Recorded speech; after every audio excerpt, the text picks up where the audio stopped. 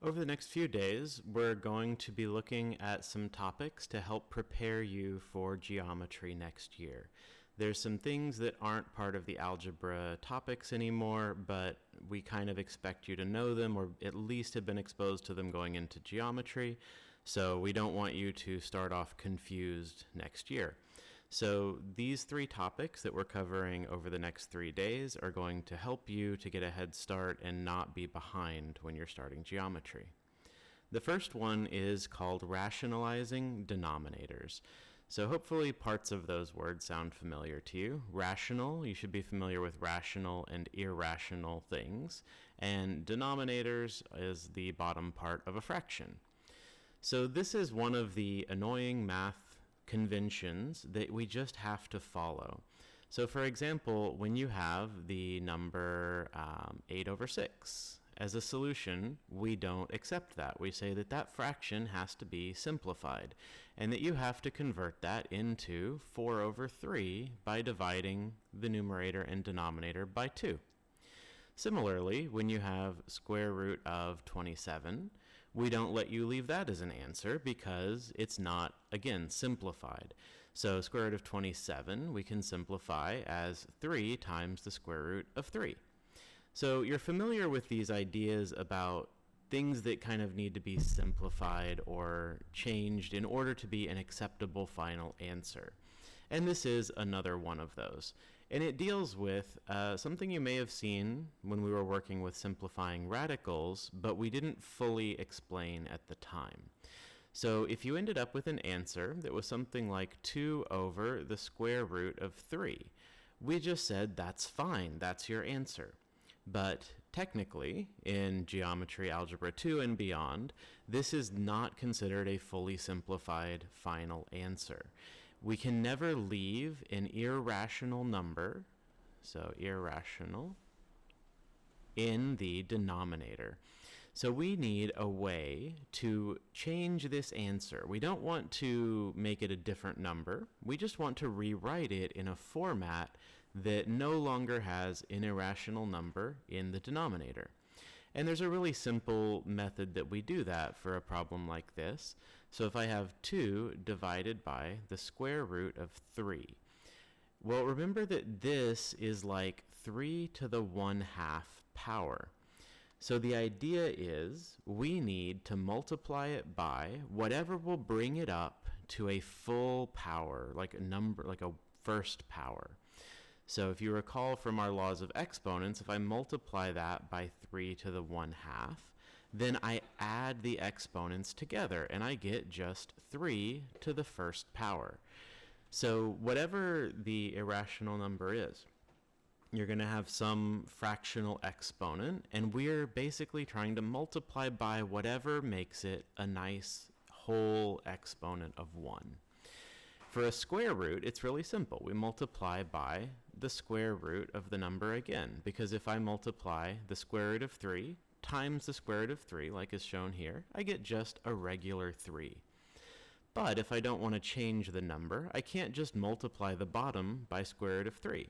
I need to multiply by something over itself, because square root of 3 over square root of 3 is not going to change my fraction. It's basically the same as multiplying it by 1. So if I multiply 2 over square root of 3 by 1, then I'm not changing the number. It's still the same exact number. And now I could just multiply across the top and bottom and get 2 times the square root of 3 divided by a regular old 3. Now this works for other indices as well. So we've talked about square roots. You could do this with cube roots or any other kind of root as well. So here in the examples today, we're only dealing with square roots, but just to kind of fully cover the topic, even at a higher level than you'll need in geometry, if we had something like 4 over the cube root of 2, then remember that this index means that we have 2 to the 1/3 power. So if we want to know what to multiply that by to end up with 2 to the first power, we need something to add to this 1/3 to give us a total of 1, and that would be 2 to the 2/3 power. which is also the same thing as the cube root of 2 squared.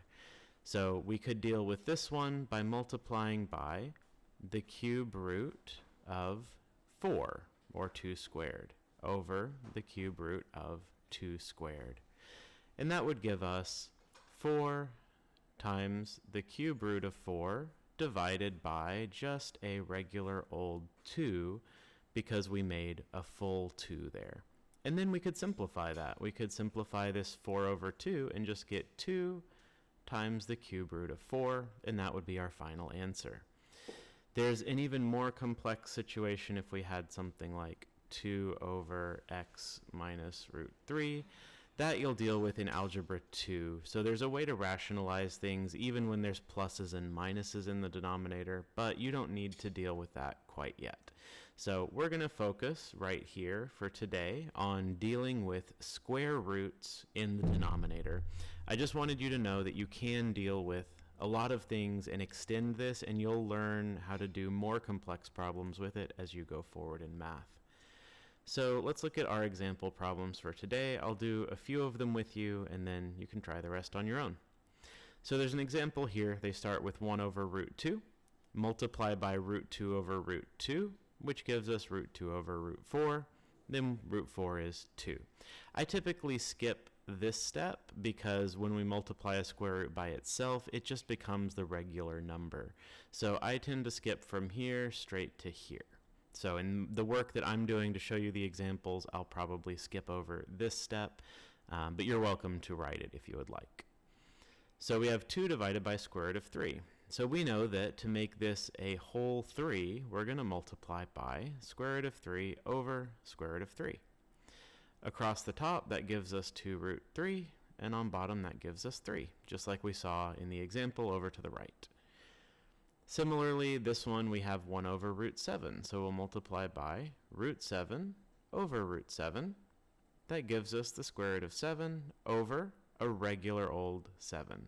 And that's it. That's our answer. And I would encourage you, if you have your calculator, to take a minute and type in this and this to your calculator. In fact, what the heck, I'll just bring up a Desmos calculator real quick and look at it with you. All right, so I have a Desmos calculator here, and what I want to do is compare. We're going to do 1 divided by the square root of 7. That gives us 0.37796, and it goes on forever because it's an irrational number. And then I want to compare that to the square root of 7 divided by 7. And notice that we get the exact same number. Just like 8 over 6 and 4/3 are the same fraction, just simplified, that's exactly the same thing here. 1 over root 7 and root 7 over 7 are the exact same number. We're not changing anything about the number. We're just expressing it in a simplified or mathematically acceptable format. So you may ask, why do we have to do this? And like I said, it's just one of those rules of how things work in math. Maybe back in ancient times, if you were thinking about these irrational numbers that go on forever and we don't have calculators, it's kind of easier to divide an irrational number by an integer than it is to divide by an infinitely long decimal. So think way back to when you did long division, and it would be easier to have 3, and then in here you would have like 4.576, whatever. Well, I don't know, whatever the number is, right? It goes on forever. And you could decide a point to stop when you'd have a reasonable approximation. But if this number out here that you're dividing by has an infinitely long decimal, then it gets really messy. So this is kind of a rule that has just stuck with math, that this is the simplified way to write a thing. So yeah, it is what it is. We just have to do it. I don't love that we do it, but we do. So let's look at the calculator one more time just so we can, again, prove that this is not changing the number. And I want to look at this one here. So 2 times the square root of 3 divided by 3 is 1.154, and again, it goes on forever. Or we started with 2 divided by root 3, and again, the exact same number, 1.1547, and then infinitely many decimals. So hopefully that helps you see that what we're doing here is not changing anything. It's just rewriting the number in a quote-unquote acceptable way. All right, so this one is going to have a little bit of an extra step. So we start the same way. We multiply the top and the bottom by square root of 2. That gives us 6 root 2 divided by 2. Now, once we have rationalized it, gotten rid of the irrational denominator, we need to check this whole number part and see if we can simplify it. Because 6 times root 2 over 2 is the same thing as 3 root 2. So we're going to simplify that fraction. Remember, this is 6 times root 2 divided by 2. Since this is all one term, it's all multiplied together, we can simplify, just like, remember, if you had 6x over 2, it would be 3x, right? It's the exact same kind of simplification. We have 6 of these, and we're cutting it in half, so we end up with 3 of them. Similarly here, when we multiply by square root of 5 over square root of 5, we get 15 root 5 over a regular 5, and again we can simplify to get just 3 root 5. If you ever want to check that you did this correctly and you have a calculator, you probably won't have one in geometry next year, but if you have a calculator, then you can always go back if you're unsure. So like for today, as you're working on this, you could do 15 over root 5, and then compare that to 3 root 5. And the fact that the number is identical tells you that you rationalized it correctly. Let's look at one where the radical could be simplified before we do anything else. So on number 7, we don't want to just start off by multiplying by root 81 over root 81, because this radical can be simplified as a first step. So before we multiply and try to rationalize anything, we should always check if our radical that's in the denominator can be simplified first. So what we want to do here is say this is 1 over 9, because 81 is a perfect square of 9, and now we don't need to rationalize anything. The problem kind of took care of itself, and 1/9 is just the answer. We don't need to do all of this extra work that we did up above. That works as well even if it's not a perfect square like some of these are.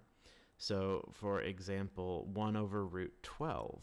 Square root of 12 is not a perfect square, but it can be simplified.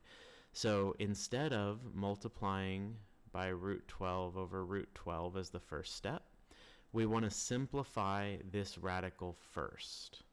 And you will get the same answer if you do it the other way. It's just more work on the back end. So first thing is to simplify this and make it 1 over 2 root 3. And we're simplifying that just like we've done radicals before. We did 4 times 3, 2 times 2, and we found a pair of 2's, so we did 1 over 2 root 3.